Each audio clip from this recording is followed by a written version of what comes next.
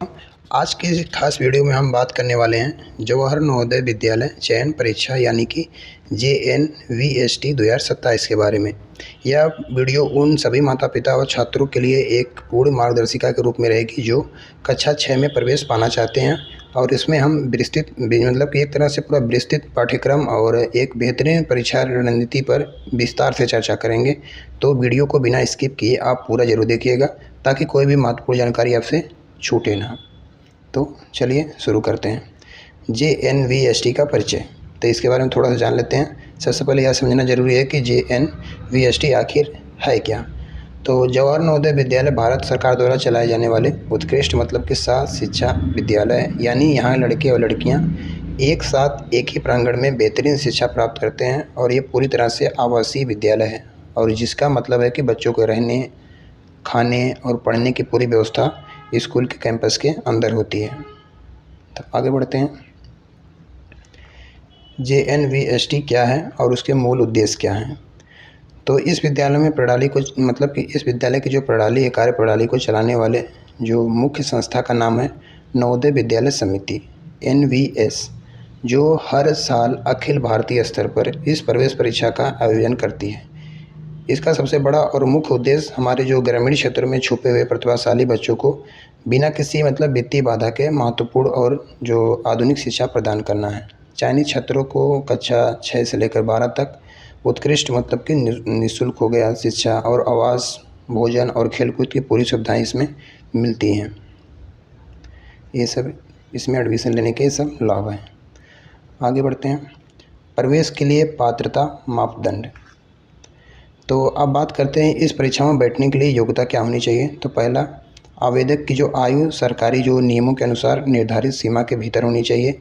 दूसरा, जो सबसे अहम है, फॉर्म भरते समय बच्चे का किसी भी सरकारी या मान्यता प्राप्त विद्यालय में कक्षा 5 में पढ़ना आवश्यक है। और तीसरी सबसे ज़रूरी बात है कि कोई भी छात्र अपने पूरे जीवन में केवल एक ही बार JNVST की परीक्षा दे सकता है, इसलिए यह मौका बहुत ही कीमती हो जाता है।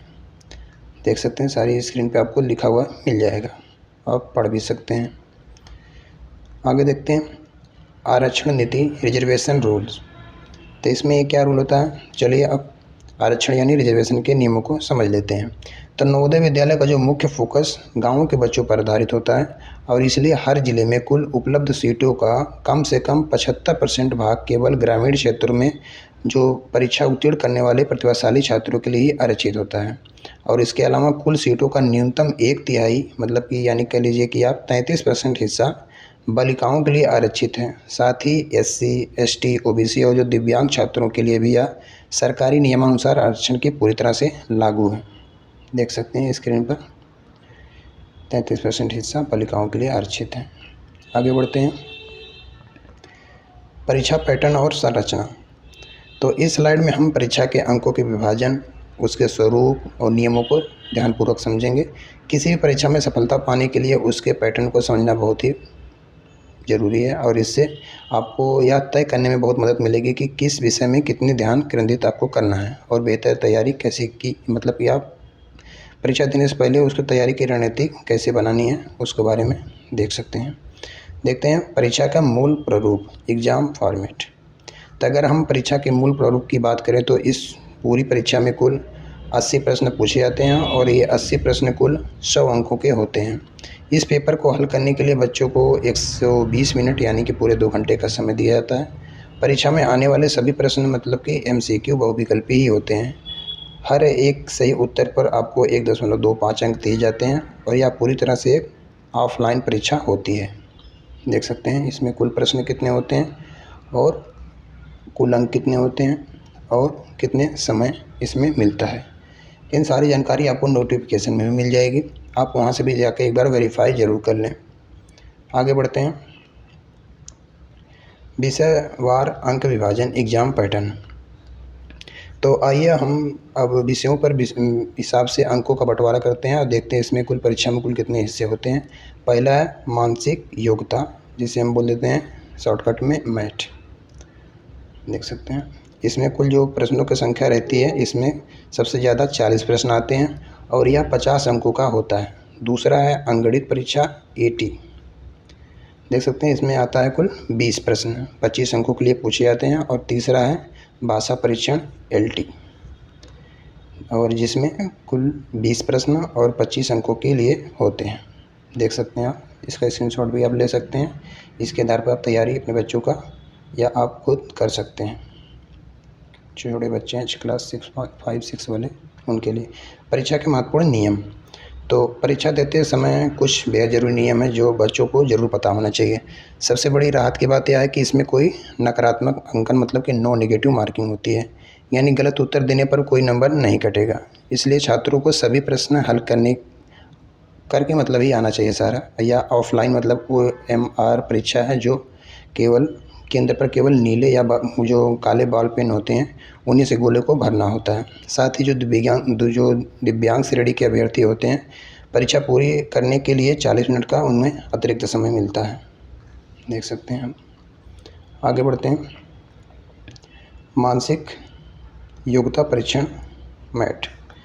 तो अब हम परीक्षा के सबसे बड़े और महत्वपूर्ण हिस्से की तरफ बढ़ रहे हैं, जो कि मानसिक योग्यता परीक्षण यानी कि मैट या मैट या फिर से स्कोरिंग के लिहाज से सबसे अहम होता है, क्योंकि आधा पेपर इसी से ही आता है। इस खंड के अंतर्गत पूछे जाने वाले सभी को मतलब जो पूछे जाने वाले जो सभी 10 अलग अलग प्रकार के प्रश्नों का अब हम विस्तृत विवरण देखेंगे। आगे बढ़ते हैं। मैट महत्व और प्रारूप। तो इस मानसिक योग्यता परीक्षण का स्वरूप जो गैर मौखिक मतलब नॉन वर्बल होता है, और इसका मतलब ये होगा कि इसमें कोई भी लिखित सवाल नहीं होते हैं, केवल चित्रों और आकृतियों पर आधारित प्रश्न पूछे जाते हैं। यह खंड पूरी तरह से भाषा के बंधनों से मुक्त होता है और बच्चे की सोचने की गति को मापना या बिल्कुल ही कुछ 10 खंडों में विभाजित होता है। और यह परीक्षा में प्रत्येक खंड से ठीक 4-4 प्रश्न पूछे जाते हैं, और इस तरह से कुल 40 प्रश्न होते हैं जो आपको 50 अंक दिलाते हैं।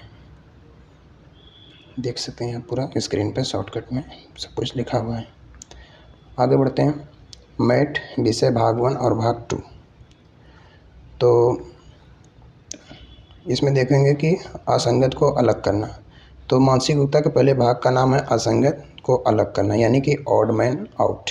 इस भाग में बच्चों को 4 चित्र दिए जाते हैं जिसका विश्लेषण करना होता है, और इन 4 में से 3 चित्र जो 3 फिगर रहेंगे किसी भी नियम या गुण के आकार मतलब कारण एक समान होते हैं, और एक जो बिल्कुल ही अलग होता है, डिफरेंट होता है। बच्चे को उसी के सबसे पहले जो मतलब कि बच्चों को उसी सबसे अलग चित्र की पहचान करके अपना उत्तर देना होता है। देख सकते हैं आप, figure matching, odd man out. आगे बढ़ते हैं। मैट विषय भाग 3 और भाग 4। तो इसमें देख सकते हैं कि इसमें आप देख सकते हैं जो भाग 2 का जो आकृति मिलान वाला है, इसमें आकृति मिलान यानी कि जो फिगर मैचिंग यानी बहुत ही आसान और स्कोरिंग हिस्सा है। और जो यहाँ बाईं ओर एक प्रश्न आकृति दी जाती है और दाईं ओर मतलब इस तरीके से आपको पेपर में दिखेगी 4 उत्तर आकृतियाँ दी जाती हैं। छात्र को बहुत ही ध्यान से देखकर उन पर उत्तर आकृति को खोजना होता है, और जो प्रश्न आकृति के जो फिगर के बिल्कुल ही समान हो यानी हूबहू वैसे ही दिखती हो, इस तरीके से इसमें चुनना होता है। फिगर मैचिंग ही इसका नाम है। आगे देखते हैं विषय मैट विषय भाग 3 और भाग 4, और इसमें समझते हैं कि जो तीसरा भाग इसमें रहता है आकृति पूरक का यानी पैटर्न कंप्लीशन का, जिसमें देख सकते हैं आप पैटर्न कंप्लीशन का, जिसमें आप इस खंड में एक प्रश्न आकृति दी जाती है और इसका 1/4 मतलब 1/4 भाग में खाली छोड़ दिया जाता है। छात्र को दिए गए 4 विषयों में से एक ऐसी आकृति चुननी होती है जो उस खाली समय जो खाली जगह होता है उसे बिल्कुल सही बैठे और बिना दिशा बदले उसे पूरे डिजाइन या पैटर्न पूरा कर दे। इस तरीके से इसमें बनना होता है। अगला देखते हैं आकृति श्रृंखला, इसमें सीरीज कंप्लीशन में। तो इसमें जो यहाँ प्रश्न में 3 आकृतियाँ तथा निश्चित क्रमिक बदलाव यानी कि एक सीरीज में दी जाती है, और हर चित्र के साथ कुछ न कुछ नियम में बदलाव होता रहता है। इसमें छात्र को अपना लॉजिक या तार्किक मतलब कि लॉजिकल और तार्किक दिमाग लगाना पड़ता है इसमें, और कुछ इस तरह से बदलाव हिसाब से चौथे स्थान पर श्रृंखला को पूरी तरह वाला कौन सा चित्र आएगा उसे इसमें देखना होता है। आगे बढ़ते हैं। मैट भाग 5 और 6 एनालॉजी का आ गया, सादृश्यता। तो इस प्रकार के इन प्रश्नों में 2-2 चित्रों के 2 सेट दिए होते हैं। पहले सेट के 2 चित्रों के बीच एक खास तरह के तार्किक संबंध यानी कि रिश्ता होता है। बच्चे को उसी संबंध को ध्यान से समझना होता है और उसी नियम को लागू करते हुए एक दूसरे सेट के खाली स्थान को चौथा चित्र खोजना होता है। इसमें जब आप इसकी कोई बुक आपके पास होगी तो आप इसमें मिलान करके देख सकते हैं कि एनालॉजी में क्या होता है। आप सिलेबस उसमें भी आपको मिल जाएगा। आगे बात करते हैं ज्यामिति आकृति पूरक। तो छठा भाग है ज्यामिति का आकृति पूरक। इस खंड में कुछ मुख्य ज्यामिति आकृतियाँ जैसे त्रिभुज हो गया, वर्ग हो गया, स्क्वायर हो गया या वृत्त का सर्कल एक हिस्सा अधूरा या कटा हुआ दिया जाता है, जो बच्चे को यह सोचना होता है कि विकल्पों में से कौन सा सही टुकड़ा है जिसे अगर हम जोड़ दें तो वह पूरी तरह से सही ज्यामिति आकृति बन जाएगी। तो इस तरीके से इसमें ये चुनना होता है। आगे बात करते हैं भाग 7 और भाग 8 की। तो दर्पण प्रतिबिंब, 7वां भाग है दर्पण प्रतिबिंब, मिरर इमेजिंग। यहाँ एक प्रश्न आकृति के दाएं ओर और एक दर्पण यानी कि शीशा XY रखा जाता है, जो छात्र को अपनी कल्पना शक्ति का इस्तेमाल करना होता है और यह पहचानना होता है कि यह आकृति जब शीशे में देखी जाएगी तो जो लेटरल इन्वर्सन इसमें होगा, जो पार्श्व परिवर्तन होगा यानी कि लेफ्ट का राइट होने के बाद वह असल में कैसे दिखेगी, यह इसमें पहचानना होता है मिरर इमेजिंग में। बहुत ही आसान, इसको आप पहचान सकते हैं कैसे करना होता है इसमें। और 8वां भाग बच्चों के लिए बहुत ही चुनौतीपूर्ण हो सकता है, देख सकते हैं इसमें। या कागज़ मोड़ना और काटना पंच कटिंग लग पैटर्न पर। इस खंड में एक कागज़ के जो टुकड़े को कुछ परतों में मोड़कर और उसमें पंच या कट लगाए जाते हैं, जो चित्रों के माध्यम से दिखाया जाता है। छात्र को यह कल्पना करनी होती है कि जब उस कागज़ को पूरी तरह से वापस खोला जाएगा तो वह अपना कागज़ का कैसा पैटर्न दिखेगा। आगे बात करते हैं मैथ भाग विषय भाग 9 और भाग 10। तो इस प्रकार के प्रश्न में कुछ कट्टे विजुलाइजेशन इसमें आता है, देख सकते हैं स्पेस विजुलाइजेशन। तो इस प्रकार के प्रश्नों में कुल कट्टे और बिखरे हुए टुकड़े होते हैं। छात्र को यह विश्लेषण मतलब एनालिसिस करना होता है कि अगर हम इन सभी बिखरे हुए टुकड़ों को आपस में व्यवस्थित रूप से एक साथ जोड़ दें तो कौन सा पूर्ण और सही उत्तर आकृति तैयार होगी। यह बच्चों के विजुलाइजेशन की पावर को परखता है। आगे बढ़ते हैं इसमें भाग 10 वाले में देख सकते हैं आप एम्बेडेड, इसमें लिखा हुआ है एम्बेडेड फिगर। तो मानसिक योग्यता का जो अंतिम और 10वां भाग है, इसमें आप देख सकते हैं छिपी हुई आकृति मतलब एम्बेडेड फिगर। इसमें एक छोटी सी प्रश्न आकृति दी जाती है और छात्र को दाईं ओर से दिए गए 4 जटिल मतलब जो विकल्प को ध्यान से देखना होता है और उस चित्र को खोजना होता है जिसके अंदर वह प्रश्न आकृति बिल्कुल वैसे ही स्थिति में पूरी तरह से छुपी हुई हो। आगे बात करते हैं अंकगणितीय परीक्षण, अर्थमेटिक टेस्ट। तो मानसिक योग्यता के बाद हम बात करते हैं उस खंड पर जिसके बच्चे जो अक्सर थोड़ा घबराते क्या हैं, ठीक है, अंकगणित परीक्षण यानी कि गणित। इस स्लाइड से हम कक्षा 6 के जो क्लास 6 में प्रवेश के लिए जो मैथ का पाठ्यक्रम में रहेगा सिलेबस का विश्लेषण करेंगे और जानेंगे इसके मुख्य विषय और नियम और तैयारी के आवश्यक पहलू क्या क्या हैं। देख सकते हैं पहला गणित के मुख्य चुनौतियाँ। तो गणित में बच्चों के सामने सबसे बड़ी चुनौती आती है कि गति और सटीकता, स्पीड और एक्यूरेसी। तो गणित खंड जो 20 प्रश्न होते हैं, जो आपको मैं विजुलाइज करके ऊपर दिखा दिया था, अभी भी आप देख सकते हैं कि इसमें लिखा हुआ भी है कि इसमें 20 प्रश्न होते हैं। तो और इन्हें समय सीमा के भीतर ही सटीकता के साथ हल करने के लिए निरंतर शॉर्टकट मतलब ट्रिक्स और जो पहाड़ी टेबल होते हैं का अभ्यास करना बहुत ही ज़रूरी रहता है इसमें। उससे क्या रहेगी, थोड़ा तेज़ी से स्पीड से सॉल्व कर पाएंगे। रात की बात यह रहेगी कि जो JNBST का जो गणित पाठ्यक्रम केवल प्राथमिक स्तर मतलब कक्षा 5 तक ही बुनियादी सिद्धांतों पर ही केंद्रित रहता है, जिसमें उच्च स्तरीय जटिल गणितीय विषय शामिल नहीं होते हैं।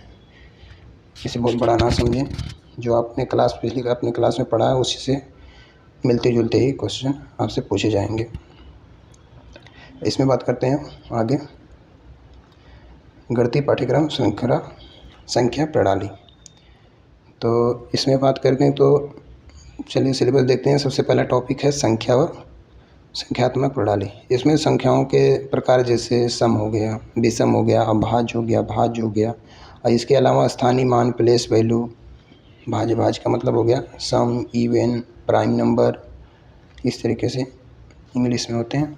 और सबसे बड़ी से बड़ी और छोटे से छोटी संख्याओं को बनाने और उसकी तुलना करने पर प्रश्न आते हैं। दूसरा टॉपिक है 4 मौलिक संक्रियाएं। देख सकते हैं इसमें 4 मौलिक संक्रियाएं। तो इसमें क्या होता है कि इसमें पूर्ण संख्याओं पर आधारित बुनियादी गणितीय संक्रियाएं यानी कि ऐड हो गया, सब्ट्रैक्ट हो गया, गुणा हो गया, यानी कि जोड़, घटाना, गुणा और भाग का अनुप्रयोग इसमें शामिल होता है। आगे बात करते हैं गणित पाठ्यक्रम गुणनखंड और गुणज के बारे में, एचसीएफ और एलसीएम। तीसरा महत्वपूर्ण टॉपिक होता है ये गुणनखंड और गुणज। बच्चों को संख्याओं के जो गुणनखंड फैक्टर कह लीजिए और जो गुणज होते हैं, मल्टीपल्स होते हैं, की अच्छी समझ होनी चाहिए। इसके साथ ही जो अभाज्य गुणनखंड मतलब प्राइम फैक्टराइजेशन की विधि के महत्वपूर्ण सिद्धांतों को गहरी से समझ इसमें आवश्यक है, जिससे आप फास्ट थोड़ा सा कर पाएंगे। चौथी टॉपिक है, इसमें आता है एचसीएफ और एलसीएम। इसमें लघुत्तम समापवर्तक और महत्तम समापवर्तक के गुणधर्म आते हैं। साथ ही दैनिक जीवन के जो व्यवहारिक उदाहरणों में एलसीएम और एचसीएफ का सही इस्तेमाल कैसे करना है, इस पर भी सवाल पूछे जाते हैं अक्सर। आगे बात करते हैं। कुल मिला के जिस सब्जेक्ट में आप जो भी आपका सब्जेक्ट है उसको अच्छे से आप पढ़ लीजिए। जो भी मैं बता रहा हूँ इससे रिलेटेड हुए आप बड़े आराम से इस परीक्षा को पास कर जाएंगे। आगे बात करते हैं दशमलव और भिन्न की। तो 5वां टॉपिक है दशमलव संख्या और संक्रियाएँ। इसमें दशमलव संख्याओं की जो बुनियादी समझ, उसका स्थानीय मान और उसने आपस में जोड़ने, घटाने, गुणा करने और भाग देने की जो सरल विधियाँ इसमें पूछी जाती हैं। देख सकते हैं इसमें सब कुछ आपको लिखा हुआ मिल जाएगा। और इसमें आप बात करते हैं छठे वाले। तो इसमें जो छठा टॉपिक आता है रूपांतरण का नियम। इसमें किसी भी साधारण भिन्न मतलब फ्रैक्शन को दशमलव संख्या में कैसे बदलें और इसके विपरीत किसी भी दशमलव संख्या को सरलतम भिन्न में कैसे बदलें, इसके नियम शामिल होते हैं।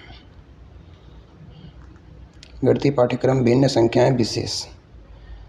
तो 7वां टॉपिक विशेष रूप से भिन्न संख्याओं से जुड़ा है।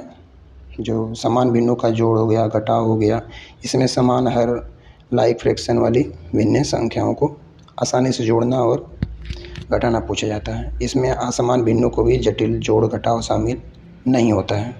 8वां टॉपिक आप देख सकते हैं कि भिन्नों का गुणा। इसमें भिन्न संख्याओं का आपस में गुणा करना और उन्हें न्यूनतम रूप से व्यक्त करना आता है। ध्यान दें कि इस प्राथमिक स्तर पर भिन्नों का जो कठिन भाग डिवीजन जो सिलेबस में शामिल नहीं है, तो आप इसे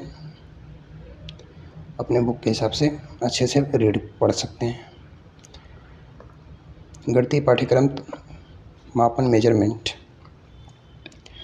तो 9वां टॉपिक है मापन मेजरमेंट और इसके अंतर्गत लंबाई, मीटर, किलोमीटर, भार में आ गया ग्राम, किलोग्राम और धारिता हो गया लीटर, मिलीलीटर और मापन और इस इकाइयों का आपस में सरल रूपांतरण करना शामिल है। 10वां टॉपिक है समय, धन और गणना। इसमें घंटे, मिनट और सेकंड के से संबंधित गणनाएं, कैलेंडर की समझ और रुपये पैसे के लेन देन पर सवाल आते हैं। साथ ही सामान्य एक जो नियम मतलब कि यूनिटरी मेथड पर आधारित व्यवहारिक गणनाएं भी पूछी जाती हैं। देख सकते हैं इसमें अलग अलग आपको सब कुछ लिखा हुआ मिल जाएगा। आगे बढ़ते हैं। गणितीय पाठ्यक्रम व्यंजकों का संधिकरण। सरलीकरण मतलब जो बोडमास होता नियम, ग्रामर टॉपिक है। इसमें देख सकते हैं संख्यात्मक व्यंजनों का सरलीकरण। विभिन्न संक्रियाओं से युक्त बड़े जो संख्यात्मक व्यंजनों का छोटा और सरल करना बच्चों को आना चाहिए। यह खंड बुनियादी गणना कौशल और टाइम मैनेजमेंट को बहुत ही मजबूत करता है। ग्रामर टॉपिक इसी से जुड़ा हुआ है। को, का, भागु, जोग, नियम यानी कि भागु जोग भी एक तरह से कह सकते हैं इसको, और इसको ज़्यादा लोग बोडमास नाम से भी जानते हैं। सरलीकरण को सवालों में कोष्ठक का जो सही निस्तारण होता है और इस तरह से क्रमानुसार कड़ाई से पालन करते हुए प्रश्नों को बिना गलती के हल करना इसमें सिखाया जाता है। तो इसको आप तो अपने क्लास में पढ़े ही होंगे कि पहले किसको सॉल्व करते हैं, पहले ब्रैकेट सॉल्व करते हैं, फिर उसके बाद डिवीजन, मल्टीप्लिकेशन, जोड़, फिर घटाव। गणित पाठ्यक्रम लाभ, हानि और कोण। तो 13वां टॉपिक है लाभ और हानि का सरल स्तर। इसमें से जो क्रय मूल्य हो गया, विक्रय मूल्य हो गया, लाभ, हानि, प्रॉफिट, लॉस, इस तरीके से लाभ और हानि के बुनियादी समझ जांची जाती है। बच्चों के लिए यह एक विशेष राहत यह है कि प्राथमिक स्तर पर लाभ प्रतिशत और हानि प्रतिशत की जो जटिल गणनाओं को पाठ्यक्रम में से बाहर रखा गया है। देख सकते हैं इसमें सब कुछ आपको लिखा हुआ मिल जाएगा। जो मैं बोल रहा हूँ सब कुछ इसमें क्या है लिखा हुआ है। 14वां टॉपिक आता है जो कोड ऑफ एंगल देख सकते हैं। इसमें कोड की परिभाषा से रिलेटेड हो गया, रेखाओं को मिलने से कोड का निर्माण, कोड के मुख्य प्रकार जैसे न्यून कोड हो गया, सम कोड हो गया, अधिक कोड हो गया, इसके बहुत ही सरल अनुप्रयोग इसमें शामिल होते हैं, जो आप प्रीवियस क्लास में अपने सब कुछ प्रेजेंट में सब कुछ पढ़े होंगे, पढ़ भी रहे होंगे। गणित पाठ्यक्रम, इसमें आता है जो क्षेत्रमिति और डेटा की बात करें तो गणित का जो 15वां टॉपिक है परिमाप और क्षेत्रफल देख सकते हैं। तो इसमें द्विआयामी आकृति जैसे स्क्वायर हो गया, रेक्टेंगल हो गया, आयत हो गया, त्रिभुज मतलब ट्रायंगल का परिमाप हो गया और क्षेत्रफल पेरीमीटर एरिया निकालने का सीधे सूत्र आते हैं और इन्हीं सूत्रों पर आधारित प्राथमिक स्तर की जो समस्याएं बच्चों को हल करनी होती हैं।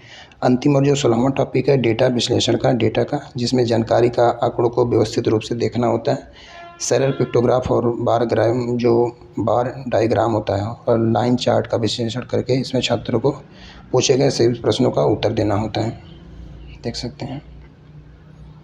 आगे बढ़ते हैं। भाषा परीक्षण, लैंग्वेज टेस्ट। गणित के बाद जो परीक्षा का अंतिम खंड आता है जो है भाषा परीक्षण का।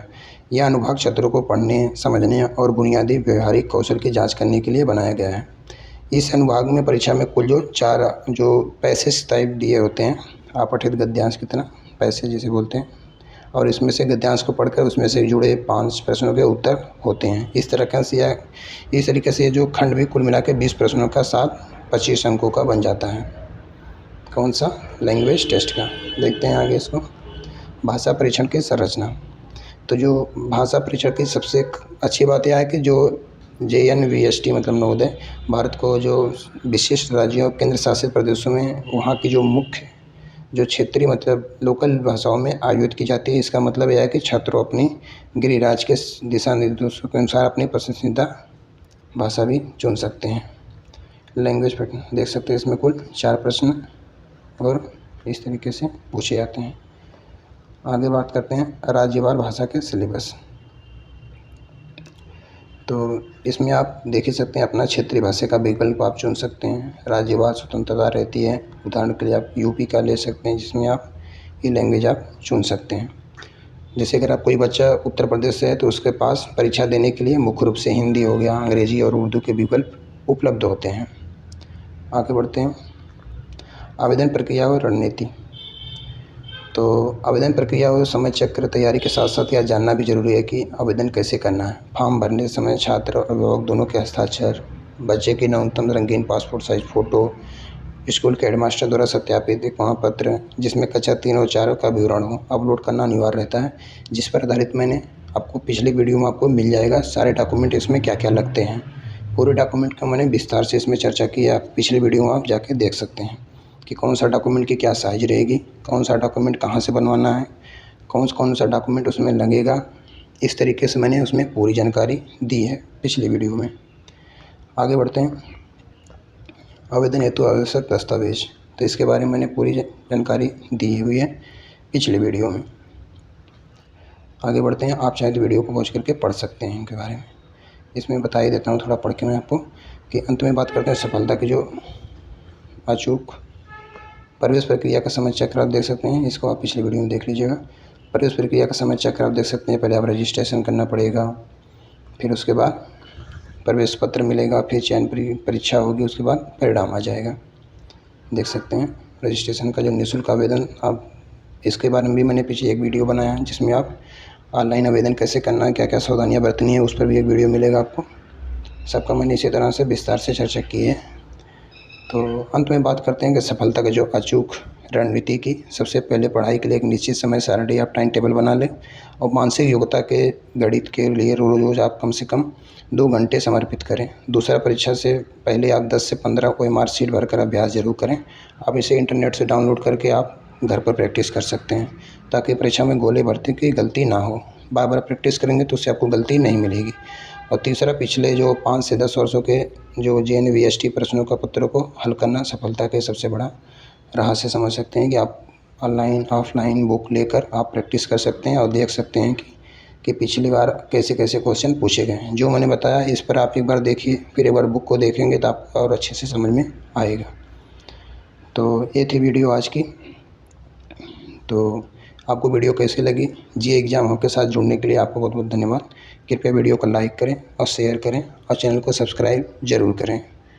वीडियो आपको कैसी लगेगी ज़रूर बताइएगा। तो मिलते हैं किसी अगली वीडियो में, तब तक के लिए धन्यवाद। चैनल को सब्सक्राइब करना ना भूलें। Thanks for watching.